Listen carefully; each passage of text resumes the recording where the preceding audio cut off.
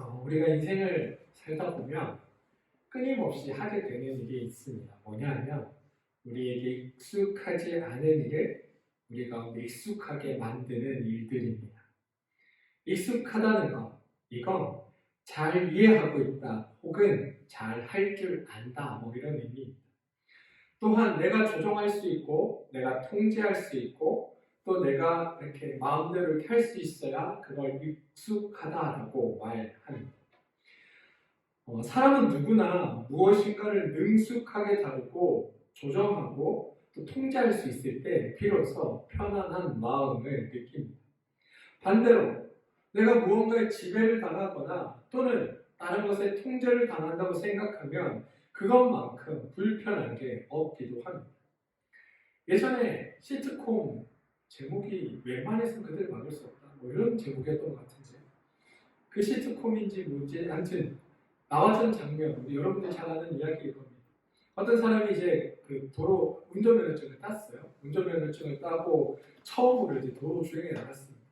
근데 이제 목적지를 향해 가야 되는데 끼어들기가 안 되는 거예요. 그러다 보니 이제 길이 이상한 데로 빠지기 시작해가지고 고속도로를 타기 시작하고 그래서 고속도로를 타면서 서울부터 부산까지 쭉에서도 들리지 못하고 계속해서 한 길로 쭉 가는 이야기가 시트콤 속에 있었습니다. 이제 그러면서 이제 그 안에서 화장실도 가야 되는데 못 가고 난리 나고 배도 고프고 막 이러다가 결국 차가 쓰면서 자연스럽게 이렇게 내리게 되고 막 펑펑 울고 했던 이야기가 시트콤 속에 있었습니다.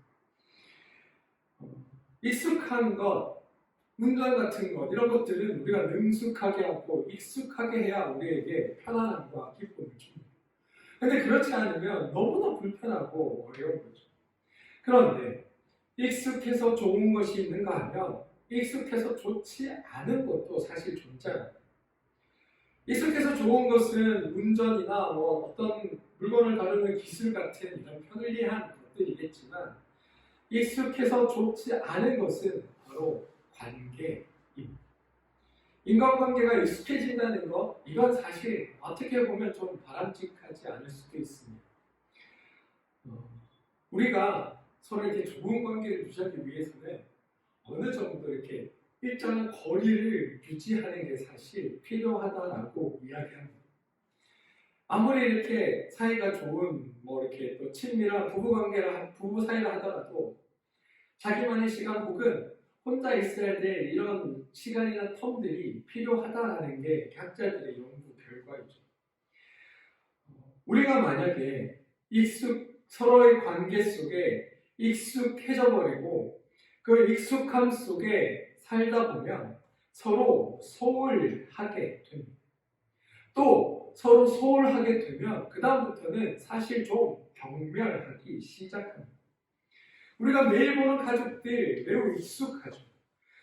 나의 아내, 자녀 항상 나의 곁에 있기 때문에 그게 너무 당연해서 그들이 내 곁에 있다는 것에 대해 사실 별다른 생각을 하지 않습니다.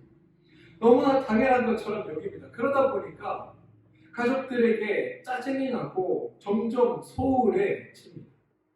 늘 있던 거니까 그게 소중하고 중요한지 모르는 겁니다. 그러다 보니까 좀 소홀해지고 또는 이렇게 소홀해지게 되는 거죠. 신생아 경우 엄마와의 관계가 상당히 자기중심적이라고 합니다. 엄마가 참 익숙해졌기 때문이라고 합니다. 엄마는 내가 고플 때 나에게 젖을 주는 사람, 내가 뭘 할 때 똥을 싸면 기저귀를 갈아주는 사람, 그리고 잠이 오면 나를 안아서 재워주는 사람. 그러다 보니 아기는 늘 엄마는 나를 위해 존재한다. 엄마는 늘 내 곁에 있다. 엄마는 나와 함께하기에 내가 원하는 것을 해주기에 나는 엄마를 지배한다라고 생각한다고 합니다. 우리가 하나님과의 관계가 만약에 익숙해지면 익숙해질수록 우리 또한 하나님과의 관계를 이런 식으로 여기기 쉽습니다. 내가 하나님을 통제하고 싶어하고 내가 하나님을 지배하고 싶어하고 내가 기도하면 하나님이 당연히 응답해 주셔야 하는 것처럼 여기고 내 기도에 하나님이 빨리빨리 대답해 줘야 하는 것처럼 여기게 된다는 거예요. 그리고 내 인생을 순탄한 길로만 당연히 인도해 주셔야 하고 하나님은 나를 반드시 이해해 주셔야 하고 또 내가 예측할 수 있는 일들을 행해 주시는 분이 하나님이다라고 우리가 여기게 된다는 거예요. 만약 그렇지 않으면, 생각했던 대로 이루어지지 않으면 그 다음부터 당황하기 시작합니다. 아이가 자라면서 엄마가 내 울음에 또는 내 요구에 반응하지 않을 때 당황하듯이, 우리 또한 하나님께서 우리의 이야기를 들어주고 우리가 응답하시는 걸 당연히 여기다가 그렇지 않은 상황들을 발견하게 되면 그 다음부터는 하나님이 매우 낯선 것처럼 여겨진다는 거예요. 그런데 여러분, 우리가 하나님과의 관계를 맺으면 맺을수록 우리가 하나님을 어떻게 할 수 있는 분이 아니라는 것을 더 뼈저리게 깨닫지 않습니까? 이스라엘 백성에게도 그랬습니다. 이스라엘 백성 여러분, 출애굽할 때는 하나님이 이스라엘 백성들의 이야기를 정말 잘 들어주셨습니다. 그들을 정말 품에 안고 이렇게 막 가는 것처럼 그들의 삶을 돌보셨습니다. 그런데 이스라엘 백성이 가나안 땅에 들어갔고 거기서 성장하기 시작하자 율법을 주시고 율법을 지키며 살도록 하셨습니다. 무슨 말이냐면 그 다음 단계의 신앙을 요구하셨다는 거예요. 믿음의 자리도 마찬가지예요. 우리가 하나님을 처음 만나게 되면 우리 기도 가운데 응답하시는 하나님, 또 나와 역사하시는 하나님, 함께 하시는 하나님, 나에게 은혜 베푸시는 하나님을 강하게 경험하게 됩니다. 사실 그런 경험이 있기 때문에 우리가 하나님을 하나님이라고 고백하며 살아가기도 합니다. 그런데 처음에는 기도하는 거 다 잘 들어주시고 내게 필요한 거 채워주시고 내가 요구하는 것들 하나님이 딱딱딱 이루어주시는 것 같다가 어느 순간 하나님이 나의 기도에 응답하지 않으시는 것 같고 내 삶을 잘 이끄시지 않는 것 같고 저 멀리서 팔짱 끼고 나를 쳐다보는 것 같은 순간에 이르게 됩니다. 누구나 겪는 신앙의 단계입니다. 그런데 여러분, 그게 하나님이 나와 멀리 계시고 내가 하나님의 뜻을 안 따라서가 아니라 이제 우리가 신앙 안에 한 걸음 더 나가게 될 시점이 되었기 때문입니다. 우리의 신앙은 여러분 성장합니다. 늘 같은 자리에 똑같이 있는 게 아니라 믿음이 자라고 신앙이 깊어지고 또 우리의 믿음이 이렇게 성장하게 되어 있습니다. 하나님은 우리를 성장시키십니다. 왜?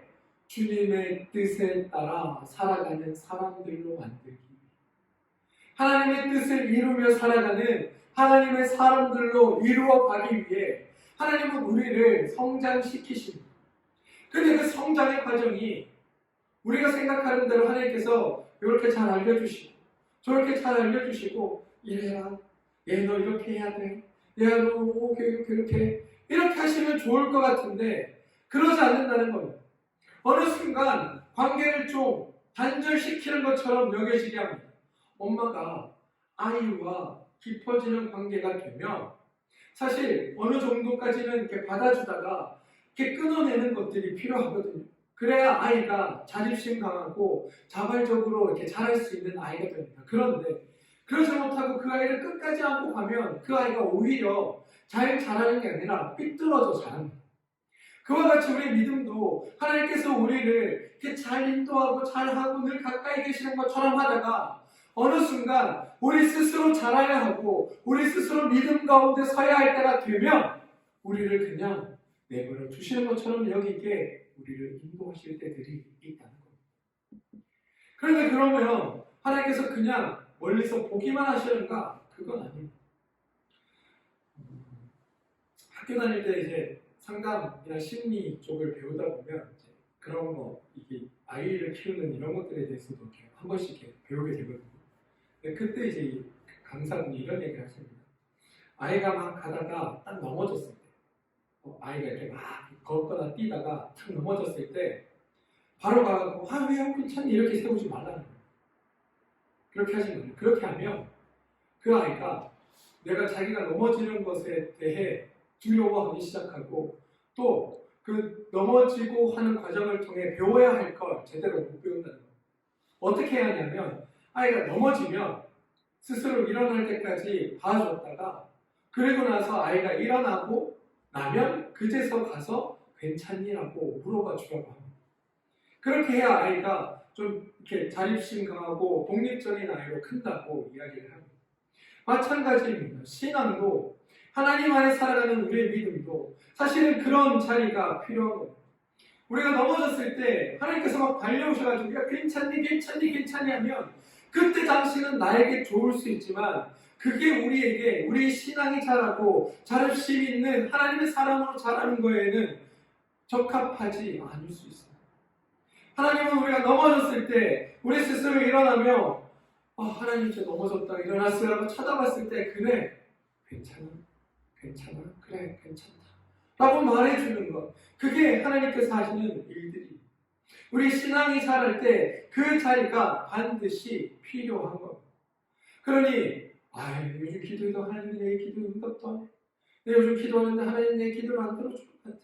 하나님 도대체 어디 있다는 말이라는 생각이 들면 하나님이 이제 내가 한 걸음 더 성숙한 믿음의 사람이 되기를 바라는구나 라는 생각을 우리는 해야 합니다.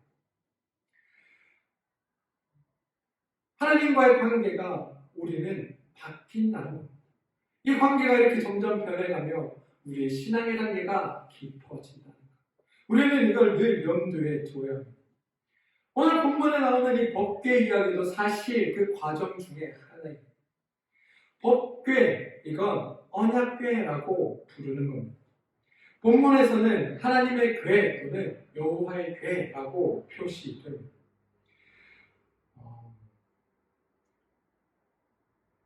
이스라엘의 이동식 예배당, 다시 말해 성막이라는 게 출애굽 과정 가운데 그들에게 있었습니다. 그리고 그 성막 제일 안쪽에 지성소라는 것이 있었습니다. 지금으로 따지면 지금 교회로 보면 바로 제가 설교하는 설교단, 이게 당시에 지성소 역할을 합니다.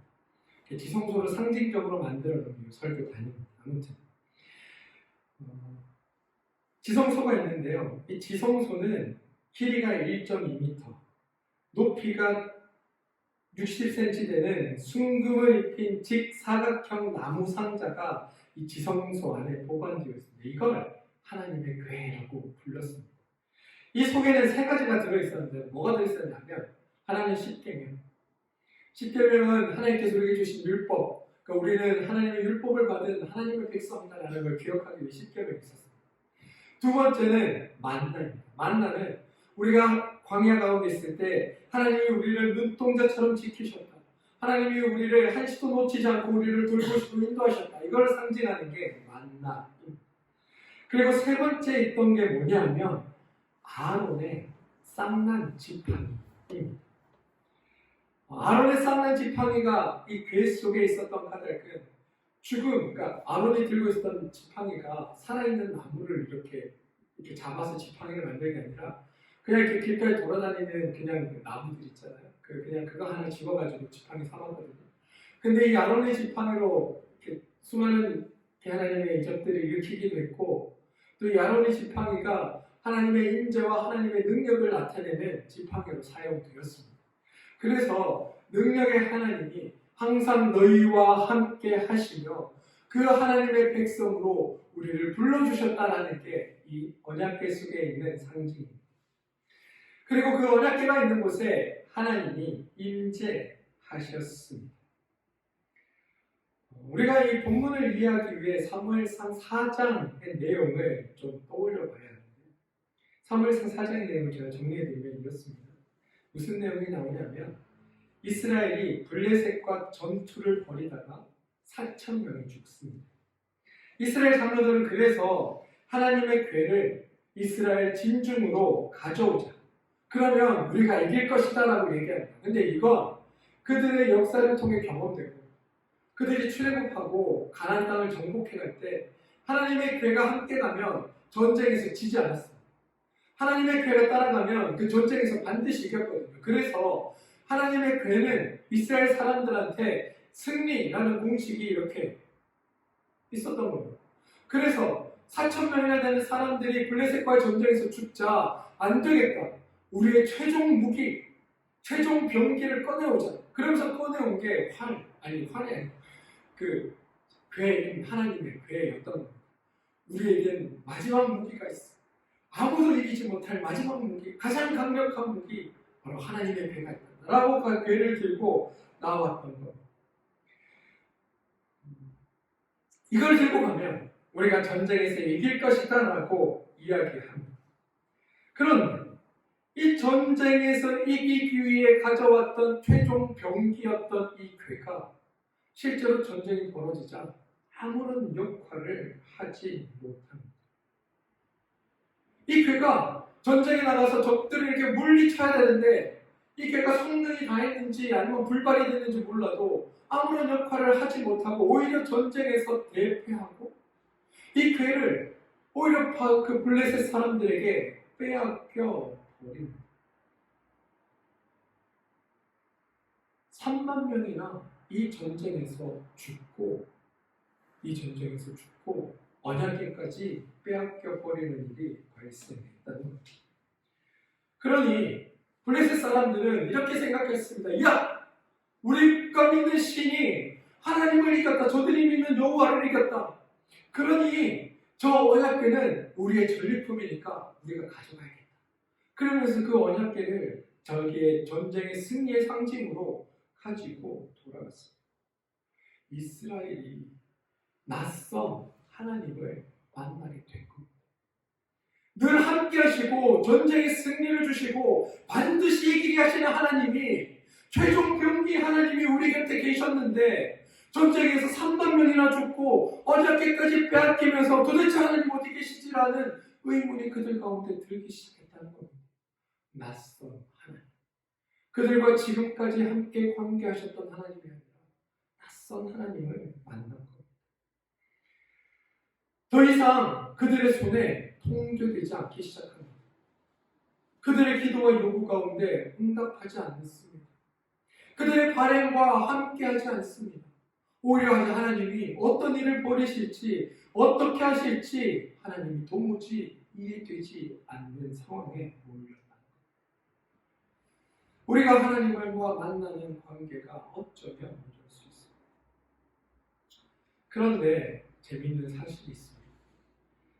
블레셋 군인들이 이 언약궤를 가지고 자기네들 신전에다가 갖다 놨습니다. 아, 우리 신이 이겼으니까 우리 신이 더 대단합니다라고 갖다 놨습니다. 그런데 다음날 보니 자기네들이 승리의 전리품으로 갖다 놨는데 자기네들이 세웠던 그 신상이 언약궤 옆에 이렇게 엎드려져 있는 겁니다. 엎어진 거죠. 덮어져 있는 겁니다. 이게 도대체 무슨 일이지? 다시 언약궤를 세웠는데 이제 그들의 신이었던 다운 신의 손목과 목이 잘려 바닥에 떨어져 있는 겁니다. 뿐만 아닙니다. 블레셋에 전염병이 퍼지기 시작했습니다.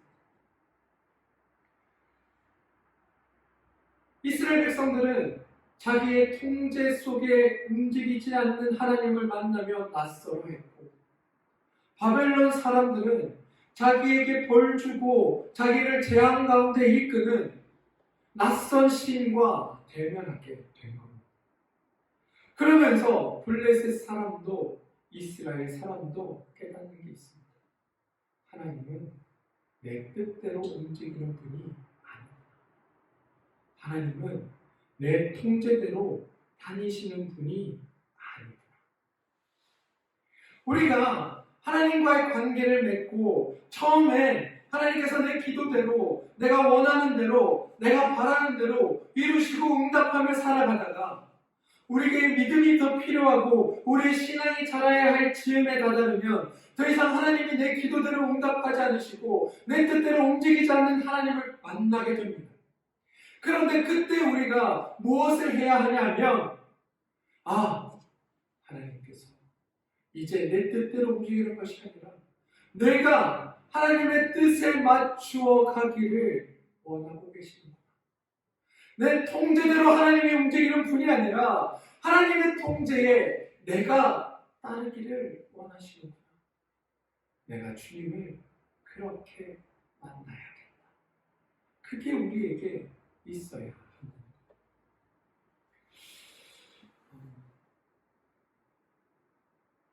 블레셋에 전염병이 터지고 그들이 믿던 신이 목이 잘리고 손목이 잘려 바닥에 떨어지니까 이스라엘 사람들보다 블레셋 사람들이 하나님을 더 두려워하기 시작합니다. 하나님을 더 경외하기 시작합니다. 그리고 이 모든 일이 이 여호와의 괴로 말미암아 일어난 일이라고 생각하고 이 괴를 얼른 이스라엘로 돌려보냅니다. 오늘 본문은 다윗이 이스라엘의 통일 왕국이 된 다음에 이 언약궤를 예루살렘 성으로 가져오는 장면이 담겨 있는 말씀입니다. 이 언약궤가 여러분 그냥 이스라엘에 들어와서 그냥 있었던 게 아니에요. 들어왔는데 그걸 알자 다윗이 좋다 얼른 가서 가져오자 이렇게 가져온 게 아니라 하나님의 언약궤가 이스라엘 땅에 들어와서 70년간 방치되어 있었어요. 이상하잖아요. 하나님의 언약궤가 하나님의 승리의 상징인 언약궤가 이스라엘 땅에 들어왔는데 이스라엘 사람들이 그 언약궤를 소중히 모시고 하나님의 살아계심의 증거다 이러면서 그들의 성으로 옮긴 게 아니라 70년 동안 내버려 뒀다는 거예요. 우리가 하나님을 만나면서 우리 뜻에 따라 움직이시고 우리 기도대로 응답하시고 우리가 소망하는 것들대로 이루어주시는 하나님을 만나다가 하나님께서 우리 기도 가운데 응답하지 않는 것 같고 우리가 뜻대로 움직이지 않는 것 같고 저 멀리서 우리를 지켜만 볼 것 같은 상황에 이르르면 하나님이 서운할 수 있습니다. 하나님에 대한 원망이 우리 가운데 솟아날 수 있습니다. 그래서 우리의 신앙을 이스라엘 백성들이 언약궤를 70년간 내버려 둔 것처럼 그냥 하나님과의 관계를 그냥 이런 게 신앙인가 보다. 이제 믿음이 떨어졌나 보다. 그냥 이렇게 두면 되는가 보다라고 생각할 때가 있다는 겁니다. 그러면 언약궤가 70년 동안 아비나답의 집에 방치되어 있었습니다. 그런데 다윗은 이 언약궤가 거기에 방치되어 있는 것이 마음이 아팠습니다. 하나님의 언약궤가 왜 거기 있어야 하냐는 거죠. 하나님의 언약궤는 다윗 역 예루살렘 성전에 마땅히 있어야 할 것입니다. 왜 거기에 방치되어 우리의 믿음의 중심이었던 하나님이 우리의 믿음의 변방으로 내려가 있는가? 이게 다윗의 고백이었습니다. 그래서 다윗은 그 언약궤를 가지고 오려 한 겁니다. 이스라엘의 수도였던 예루살렘 성에 하나님의 임재하는 언약궤가 와야 비로소 하나님이 우리 전체 이스라엘 전체를 다스리고 통치하시는 분으로 우리 가운데 기억될 거다. 이게 다윗의 생각이었던 겁니다. 다윗은 예루살렘이 단지 그냥 군사적인 중심지가 아니라 이스라엘 전체의 중심지가 되길 바랬습니다. 하나님이 이 이스라엘 전체의 중심이 되기를 바랬습니다. 그래서 언약궤를 가져오려고 했는데요. 3만 명의 사람들과 비파와 수금과 소고와 양금과 당시 최고의 사람들을 불러다가 멋진 오케스트라로 연주하면서 언약궤를 수레에 싣고 오려고 했습니다. 그런데 갑자기 이상한 일이 발생했어요. 오늘 보면 6절과 7절인데요. 이 타작마당에서 소들이 갑자기 뛰기 시작합니다. 그러자 우사라는 자가 손을 들어 하나님의 궤를 붙들었습니다. 성경은 여호와 하나님이 우사가 잘못함으로 말미암아 진노가 그에게 임하였고 우사가 하나님의 궤 곁에서 죽었다라고 이야기합니다. 여호와의 궤를 운반하는 도중에 갑자기 소들이 날뛰는 바람에 그 옆에 있던 우사가 하나님의 궤가 수레에서 떨어질까 겁이나 붙잡았는데 하나님이 그를 치셔서 그 자리에서 죽었다는 것. 우사가 뭘 잘못했을까요? 소가 날뛰면 그래서 하나님의 궤가 떨어질 것 같지 않습니까? 그러면 그거 붙잡는 게 당연한 거 아니에요? 떨어지면 내버려 두는 게 더 이상한 거 아닙니까? 그런데 하나님은 그 우사가 죄를 범했다라고 하면서 우사를 죽이셨다. 본문의 말씀을 자세히 보면 소들이 놀라서 뛰는 것도 우연일 것 같고 우사가 손으로 여호와의 궤를 붙들 것도 굉장히 우발적인 것 같습니다. 그런데 사실은 그렇지 않습니다. 모세의 율법에 의하면 언약궤는 사람이 손으로 만져서는 안 되는 것이었습니다. 레위인들이 법궤에 부착된 그 고리에 막대기를 끼워가지고 그걸 이렇게 어깨에 짊어지고 옮겨야 했던 겁니다. 우사뿐만이 아니라 다윗이 하나님이 70년 동안 하나님의 궤가 방치되어 있는 그들이 하나님과 멀어져 있는 동안 하나님의 율법과 하나님의 말씀과 하나님의 가르침을 다 잊어버렸던 겁니다. 다윗도 하나님의 궤를 가져오는 것에만 목적을 두었고 그 궤가 여기 왔을 때 주어지는 정치적인 의미에만 목적을 두었지 하나님의 말씀이 무엇인지 하나님의 뜻이 무엇인지 하나님의 생각이 무엇이고 하나님께서 무엇을 원하시는지에 대해서는 사실 아무것도 관심이 없었습니다. 하나님의 말씀대로 나아가기 위해 하나님의 뜻대로 나아가기 위해 우리가 무엇을 해야 하는지 거기에 대해서는 조금도 관심 없고 그냥 하나님의 궤가 옮겨왔을 때 이것이 줄 축복, 이것이 나에게 줄 정치적인 입지, 이것이 우리에게 주어질 기쁨만을 생각했던 겁니다. 그러니까 다윗은 여전히 이스라엘 백성은 여전히 하나님께서 내 통제와 내 생각과 내 바램 속에 움직이던 그때를 벗어나지 못하고 있었다는 겁니다. 70년간 하나님의 궤를 방치하면서 그들은 조금도 성장하지 않았고 조금도 자라지 못했습니다. 그러니 하나님께서 하신 말씀도 잊어버리고 자기네들 좋을 대로 자기네들 편할 대로 하나님을 대하고 하나님께 나아갔던 겁니다. 레위인들이 나와 법궤를 막대기로 끼워 어깨에 짊어지고 나가야 할 그 순간에 자기네들 편한 대로 소에다가 법궤를 싣고 그렇게 길을 가려고 했으니 하나님께서 진노하시는 게 당연하지 않습니까? 저는 이 진노라는 표현이 사실은 성경은 진노라고 쓰고 있지만 하나님의 가르침의 방식이었다고 생각합니다.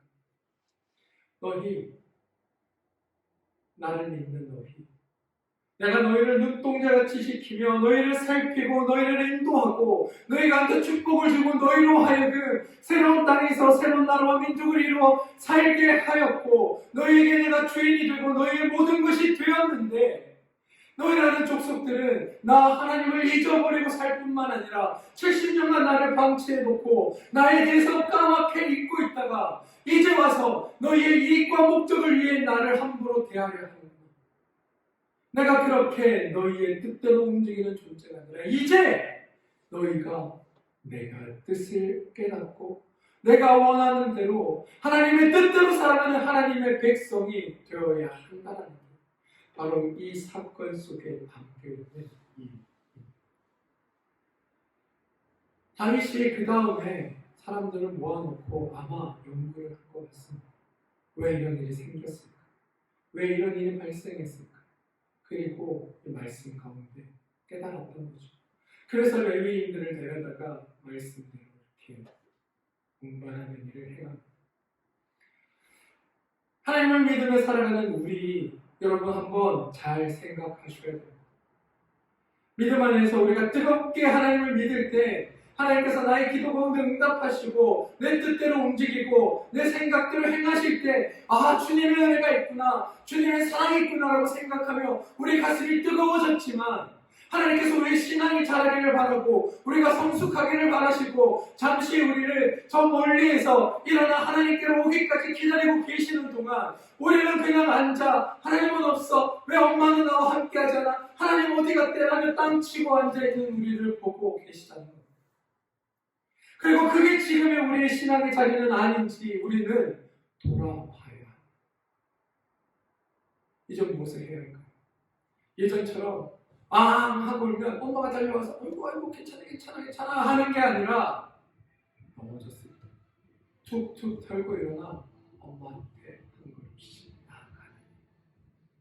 그래서 내 새끼 괜찮지? 라고 엄마로부터 이야기 듣는. 그 자리로 신앙이 한 단계 성숙해야 하는 게 우리의 믿음의 자리. 하나님께서 예전과 같지 않게 나를 대하신다고 느끼십니까? 내 믿음이 옛날 같지 않게 좀 떨어진 것 같아.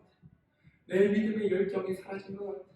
내 신앙의 뜨거움이 과거에 있었는데 지금은 없는 것 같다고 느껴지십니까?